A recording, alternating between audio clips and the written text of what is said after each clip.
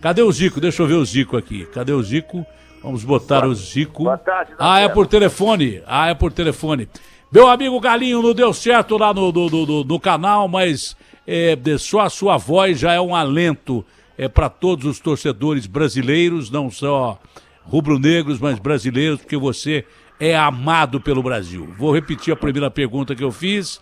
Você está enfrentando a quarentena com a coragem de um samurai, que você, depois de jogar muito tempo no Brasil, foi lá fazer sucesso, virou super ídolo do Japão, da Itália. Bom, é um ídolo mundial que nós temos, um dos orgulhos que nós temos, né?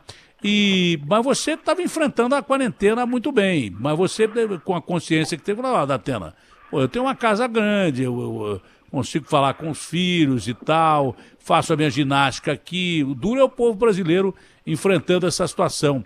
Mas hoje, Zico, nós tivemos uma reunião muito legal entre o presidente da República e os governadores. Quando o Bolsonaro chamou o Dória, eu falei, pronto, acabou, vai quebrar o pau e vai tudo pro espaço. E pela primeira vez, o Bolsonaro chamou o Dória educadamente e o Dória foi um estadista, os dois foram estadistas, e eu espero que seja esse o rumo que o Brasil tome de consenso, porque com mais de 1.000 mortes por dia, se os políticos não se acertarem, a gente está perdido, né, Zico? É verdade. Eu acho que agora tem que haver sempre, quer dizer, sempre tem que existir, né, o bom senso, né, o respeito, a educação. Eu acho que isso que está acima de tudo, né, para que no momento desse a gente não pense de forma individual e pense sempre de forma coletiva. O que eu aprendi, né, na carreira que eu escolhi foi isso: sozinho ninguém ganha nada. A gente tem uma equipe, tem que trabalhar em equipe. Eu acho que o importante é ganhar o Brasil. E aqueles que são melhores, mais competentes, né, e fazem o trabalho certo, é que vão se destacar. Não tem jeito. Agora, cada um puxar para o seu lado, cada um usar certas coisas para se beneficiar, seja na vida profissional como politicamente, eu acho que isso não tem nada a ver. A mesma coisa no futebol. Se um pensar em jogar só para ele, para ser o destaque, para ser o melhor, o time não chega a lugar nenhum. Então, esse é o meu pensamento. A gente fica feliz de ver, esperar que um Brasil se torne unido para que a população não pague, né? E com a própria vida, que é o que está acontecendo.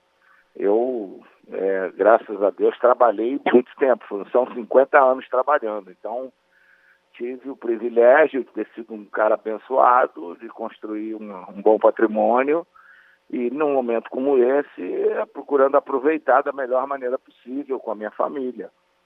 Para você ter uma ideia, eu não lembro de ter ficado 3 meses sem ter uma viagem, sem ter alguma coisa para fazer fora da minha casa. Então, eu não lembro. E agora estou esses 3 meses aqui dentro de casa. Então, está sendo um momento lógico que é chato você não poder sair, não poder trabalhar, mas a gente está trabalhando de casa e respeitando essas recomendações, né, dos órgãos de saúde, que são aqueles que entendem do caso, né, do que pode ser bom ou ruim para a população. O Galo, nós tivemos, a última vez que nós conversamos aqui, você me dizia que era contra a volta do futebol no meio dessa pandemia, né, que seria uma loucura, e é mesmo. E agora a gente teve a volta do nosso glorioso futebol alemão. Foi um negócio meio estranho e tal, não tinha torcida. Na Coreia, então, sabe o que os caras fizeram da Coreia? Na Coreia, os caras botaram bonecas infláveis sexuais da plateia, como se fosse torcida, quer dizer, cada um tá tendo as ideias mais malucas do mundo. Mas o que você achou particularmente da volta do campeonato alemão? Pode não ter sido aquela grande coisa e tal, mas o fato de você ver um jogo de futebol, já, para quem gosta, é um negócio muito legal, né? Eu não gosto não, Datena. Eu não vi nada. Eu vejo só o lado positivo, esperar se realmente não vai acontecer nada, né? Com quem está se expondo dessa forma. Que é muito engraçado que um cara chega junto no jogo, estou falando com lealdade, que lá na Alemanha existe uma lealdade grande. O cara esbarra, segura e tal, encosta, aí na hora que faz o gol, comemora com o cotovelo. Então, é um negócio meio sem senso, né? Quer dizer, o adversário você pode agarrar, abraçar, agora na hora do gol não pode. Tem razão. Não faz. É um negócio meio estranho. Eu não vejo. Vi alguns lances, lógico, mas parar em frente à televisão para ver um futebol sem público não é comigo. Eu já vi casos de você o estádio sendo construído, o pessoal botar um outdoor atrás com fotografia, como se fosse a torcida, tudo bem.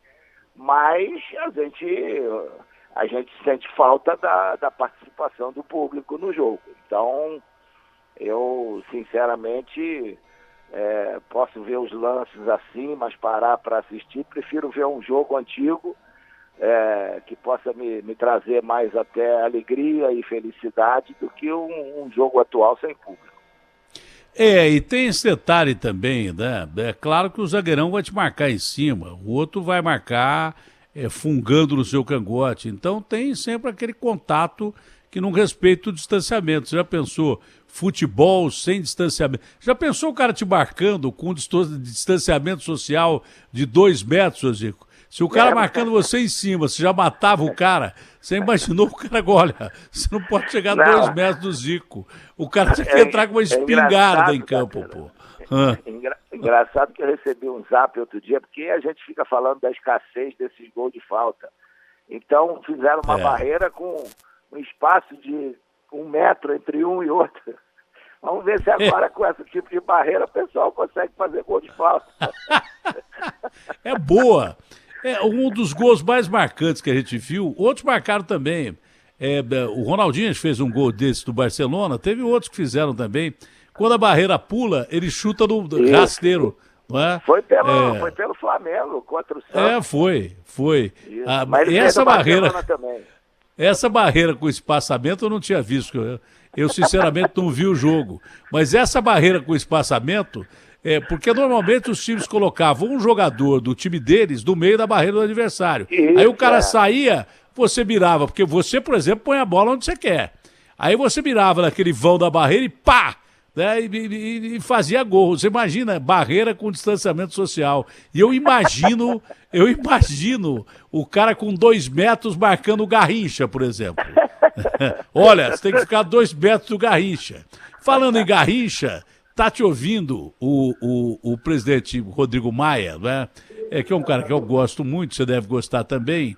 E hoje participou de uma reunião histórica, essa reunião que eu falei, que quando o presidente Bolsonaro chamou o governador Dória, e o governador não entrou por um problema desse que aconteceu no canal, por um problema de internet não estar conectada, eu falei, pronto, acabou o mundo. Mas depois o Dória entrou, foi um estadista, o presidente foi um estadista, e acho que agora o Brasil vai entrar no rumo certo, todos combatendo a patologia de um lado e a fome, a economia sendo cuidada de outro lado. E o Rodrigo Maia tem muito a ver com isso, porque é um elemento agregador. Mas o Rodrigo, o time dele já deve ter tomado tanto gol seu, mas tanto gol seu, que eu não sei se o Rodrigo vai ficar muito à vontade de participar dessa transmissão, não. Presidente, boa tarde, é um prazer falar com o senhor. Boa tarde, é um prazer falar com você, com o Zico. Zico foi um grande craque da seleção brasileira. No Flamengo eu não posso falar a mesma coisa, entendeu? É a resposta mais despeitada, hein, Zico? Hein? Ele não pode falar mais a mesma coisa. Você enchia de gol o Botafogo, Zico, ou não? Mas, na época do Zico, você tinha 4 grandes batedores de falta. 3 com certeza. O Zico, o Roberto Dinamite e o Mendonça. Acho que o Pintinho também era batedor de falta, não era? Mas... Pintinho, Carlos Alberto Pintinho. Agora, o Roberto, o Mendonça batiam, não era o Zico, mas também batiam muito bem falta. Fluminense mas era perto o do Rivelino. Era o Marinho. Era o Rivelino, é verdade. Pintinho não era de bater falta, não. Não era, não, mas era o melhor jogador do Fluminense, eu lembro, naquela época. Pelo menos era um dos 2 melhores. Era o cara que me marcava. Era o melhor Coitado. marcador que eu tive. Foi o melhor marcador que eu tive. Porque jogava bola, né? Então ele não se preocupava em fazer falta, em parar a jogada, em marcar, ele jogava.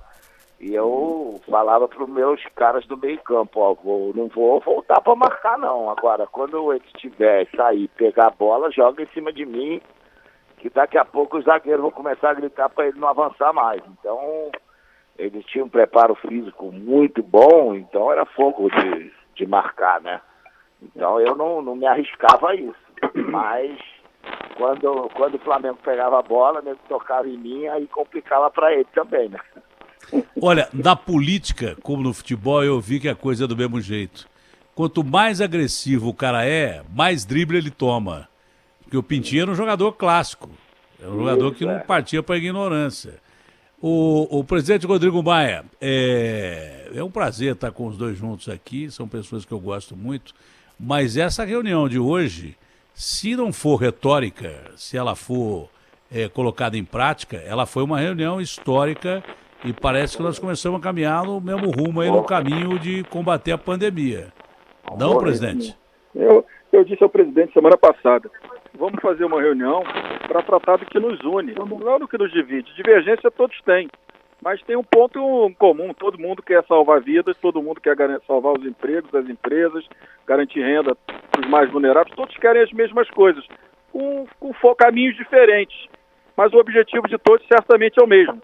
Então, o que a gente não pode, num momento de sancionar um projeto que vai garantir recursos para que estados e municípios paguem os salários de seus servidores, continuem atendendo a população, que todos não estejam juntos, porque esse é o mesmo objetivo de todos, certamente do governo federal, de estados e municípios e, claro, do Congresso Nacional.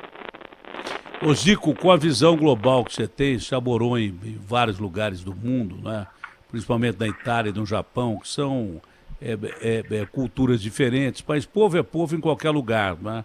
Como é que você está vendo o enfrentamento do povo brasileiro dessa crise terrível que começa a ficar mais difícil e a participação dos políticos nisso, Zico? Eu acho que o povo brasileiro ainda não está com aquela consciência que deveria ter. Quando acontece alguma coisa perto dos familiares, aí o pessoal abre o sinal de alerta.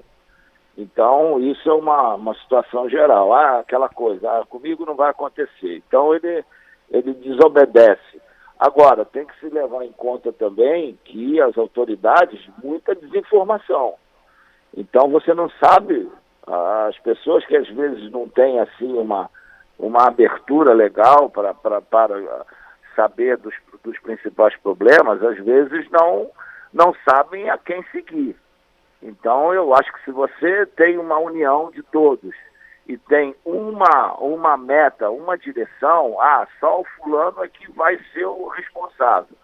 Porque você faz o seguinte, eu estou no Japão, moro lá, e o primeiro-ministro é o cara que fala.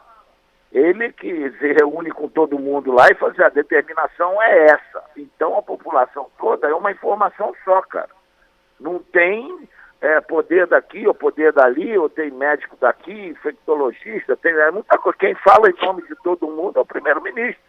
E aí a população toda obedece, seja em qualquer área, seja a área do esporte, do entretenimento, a área política. Então, eu acho que isso é que te dá a condição de você superar com mais facilidade todos esses problemas, porque é uma determinação só. O senhor concorda com isso, presidente Rodrigo Maia? 100%, é isso. Quando as pessoas ficam divergindo, brigando para fora, a sociedade está olhando várias opiniões e vai se agarrar numa. Não é isso? Agora, o objetivo real de todos é o mesmo. É primeiro salvar vidas e, claro, salvar os empregos e a renda dos empresas, que são muito importantes para o desenvolvimento do país.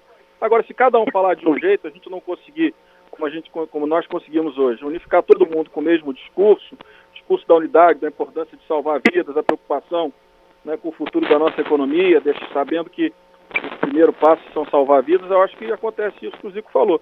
Tem que ter, certamente, uma coordenação. O presidente da República cumpre esse papel, deve cumprir esse papel. A partir de hoje, eu acho que é um bom momento. Todos foram muito positivos na reunião. Eu acho que é um bom momento que a gente possa melhorar a articulação, o diálogo, e a partir daí todos possam falar a mesma língua, do que se precisa, quais são os protocolos, a questão das máscaras, o distanciamento, a importância, né, do álcool gel, de lavar as mãos. Tudo isso é fundamental para que o vírus não se propague com muita velocidade, que esse é o grande drama desse vírus. Muita gente contaminada ao mesmo tempo, precisando de hospital, e o sistema de saúde daqui, de qualquer país do mundo, é limitado, né? Então a gente precisa, por isso que é importante que essas recomendações, o isolamento, o distanciamento, sejam feitas, mas se cada um falar de uma forma, o Zico tem razão, a população, cada um vai entender do seu jeito, e aí acaba gerando mais confusão do que solução. Bom, o Zico é uma das minhas referências, né? O Zico é um dos meus ídolos, não só meu, mas do Brasil inteiro e do mundo inteiro. O Zico, onde ele vai, ele é recebido com um tapete vermelho. E ele, como sempre, é um cara disciplinado. Ele chegou pelo gênio, pela genialidade, a condição que ele chegou, e também porque é um cara disciplinado. Ele marcou a entrevista, acho que até 12h35. Já estamos chegando em 12h35. Então eu vou fazer só mais uma pergunta para o Zico, porque eu sei que ele deve ter agenda. Por um problema técnico, a gente não pôde botar no canal do YouTube, mas estamos transmitindo pelos canais da Rede Bandeirantes. Vou repetir lá na Band TV hoje à tarde essa entrevista, que eu julgo muito importante. É um momento que pode ser histórico para o país. Galinho, mas uma dúvida que eu sempre tive, né? É uma pergunta tão simples, tão boba, mas uma dúvida que eu sempre tive. A pergunta é muito direta. Qual foi o gol mais importante que você fez na sua carreira? Para você, vindo assim, na cabeça, qual foi o gol mais legal, ou mais importante que você fez na sua carreira? Pô, essa é molezinha, né, pô? Você é meu amigo mesmo. Você fez pouco gol, né? Vou até dar condição para você de que quando tiver com mais calma a gente faz lá no teu canal do YouTube e tal, desejar sucesso para você e tal, porque eu sei que às vezes surgem esses problemas, né?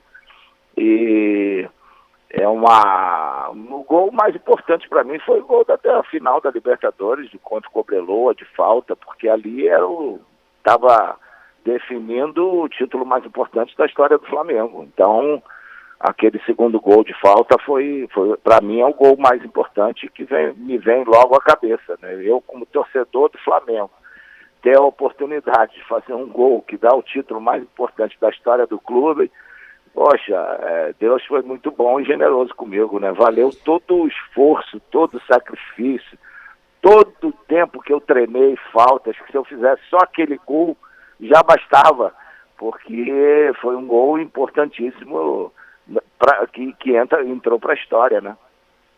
Olha, a última pergunta para a gente cumprir a nossa agenda aqui, e é até difícil fazer uma pergunta para um mito, para um ídolo, não é? Mundial, não é? Mas você teve um cara como referência, você teve um grande ídolo, você deve ter tido várias referências, mas um grande ídolo, e quando vem a pergunta na cabeça, você lembra dele? O Dida, que foi lá do Flamengo, né? Era o número 10, e eu, quando era garoto, meus pais diziam que as primeiras palavras que eu falei depois de pai e mãe foi Dida, que foi o ídolo de toda a família. E lógico, depois eu tive meus irmãos, o Edu e o Antunes, que passei a acompanhar de perto.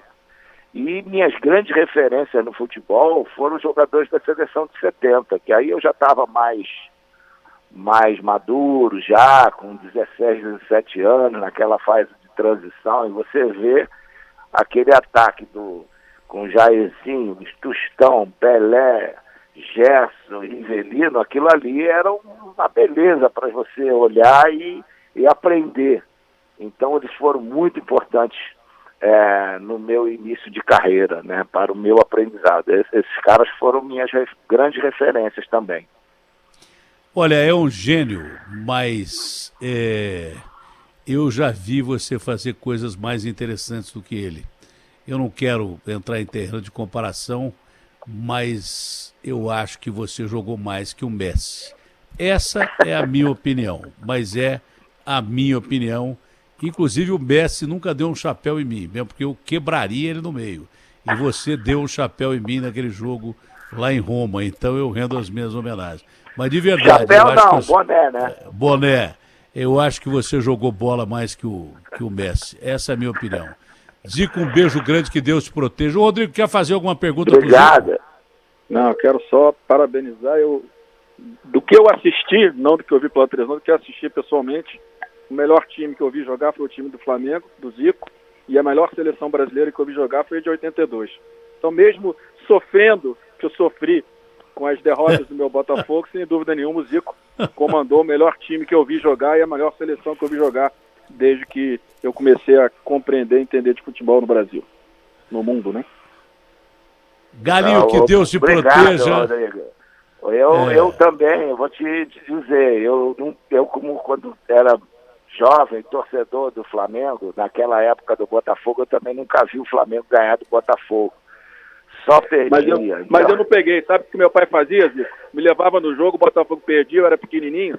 Pai, quanto é que foi? Ganhamos, Rodrigo, ganhamos. Pode comemorar. Aí eu virei Botafogo com isso. Era o único jeito, na década de 80, 70, 80, firmar um torcedor pro Botafogo, entendeu? Eu sofri bastante chegar a um ponto que não ia em Maracanã mais no jogo Flamengo e Botafogo.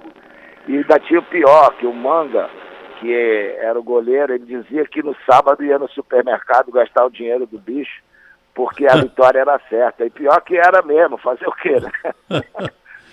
Zico, desejo sucesso aí para você no obrigado. Seu trabalho, essa missão aí complicada que é gerenciar todo mundo, né? Que Deus te abençoe a tomar as decisões certas para o nosso país e que seja muito feliz. Dê um grande abraço lá no seu pai.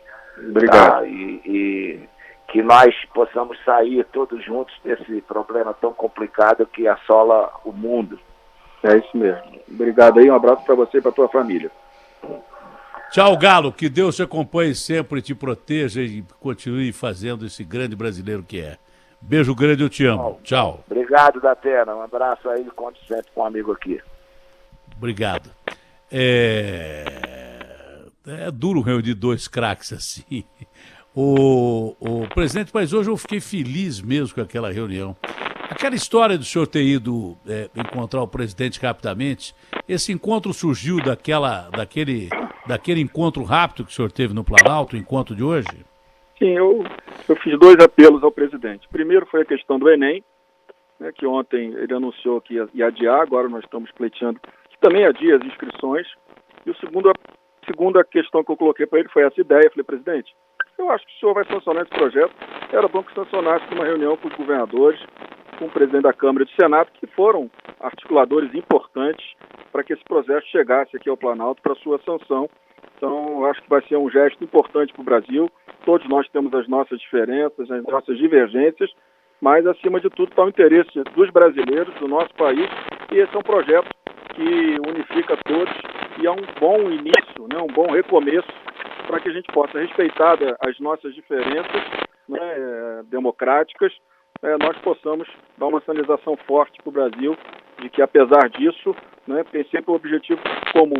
Nesse caso, atender estados e municípios para que eles tenham as condições mínimas para atender a população brasileira, para que os serviços públicos continuem funcionando, já que a arrecadação vai cair aí em torno de 30%, 40% em alguns estados, um pouco menos em outros, e isso é um apoio, um auxílio fundamental. Eu acho que foi um momento importante, todo mundo respeitando a posição do outro, mas tratando daquilo que nos une, que eu acho que é isso que é importante.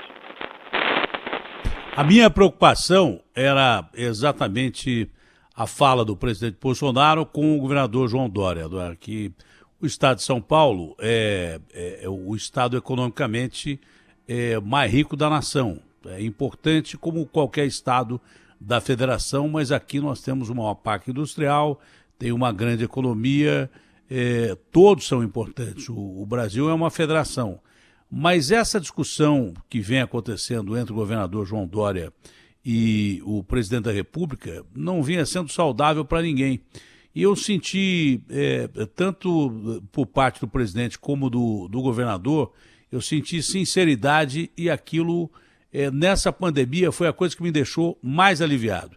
Que eu percebo que o presidente está agoniado com uma série de acontecimentos políticos que ele tem que passar por ela, é claro, no meio dessa crise, enfrentar esses acontecimentos políticos e e judiciais e daí por diante, tem que passar por isso.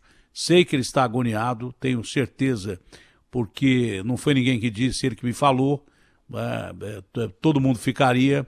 Está agoniado com o país e acho que essa aproximação que eu vi hoje do Dória com ele foi muito importante para o Brasil. Eu não sei se o senhor que tem relacionamento com os dois sente também dessa forma. Olha, Datena, eu concordo.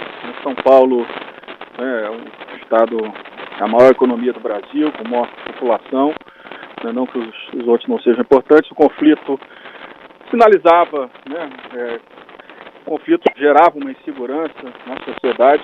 Acho que o gesto dos dois hoje foi um gesto importante. A gente sabe que os estados têm a economia mais forte, o Sudeste, mas principalmente São Paulo, o Sul do Brasil, serão os que vão perder mais arrecadação. A gente está vendo que a arrecadação dos fundos de transferência de estados e municípios está caindo muito menos, claro, do que a atividade econômica. Então, quem tem mais arrecadação, mais forte na atividade econômica, sofre mais. Isso certamente gera a maior preocupação de São Paulo, do Rio Grande do Sul, do Rio e de outros estados. O importante, como eu disse, nós temos divergências e teremos sempre, não é isso?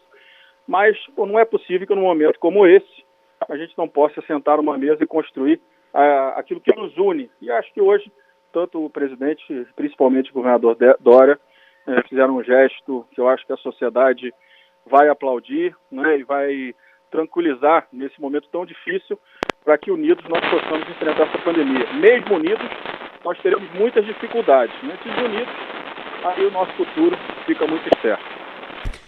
A ligação está ruim, mas eu estou deixando no ar pelo valor, pela importância do conteúdo dessa ligação.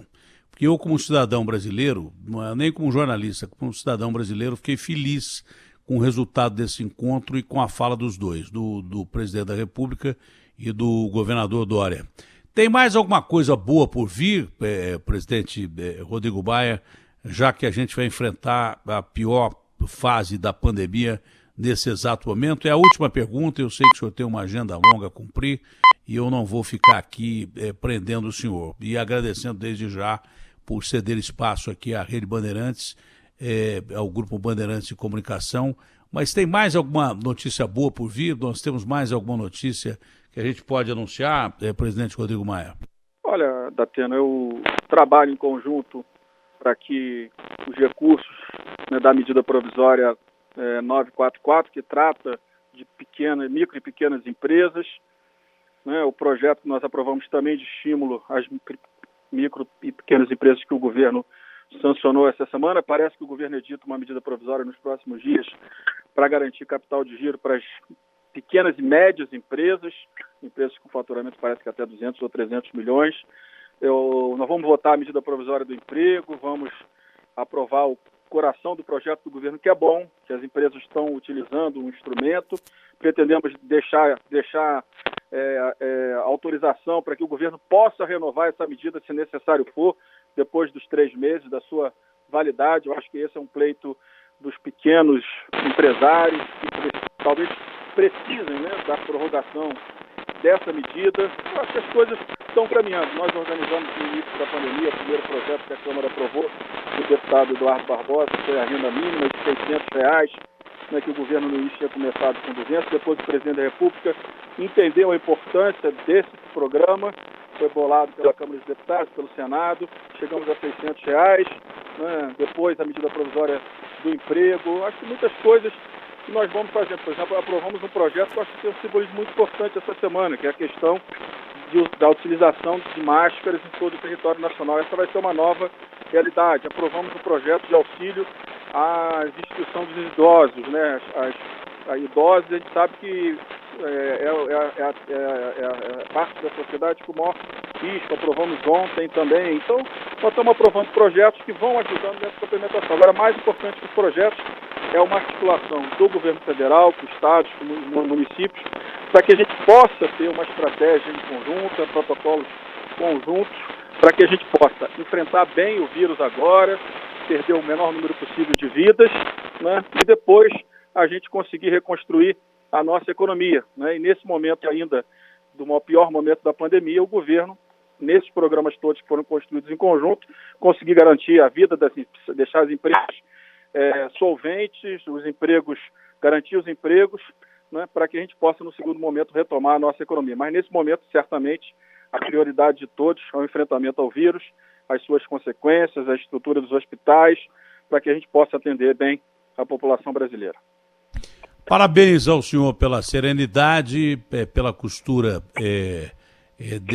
do acordo desse encontro de hoje, e agora parece que a gente vai tomar uma direção bem próxima do que é o ideal para combater esse vírus terrível.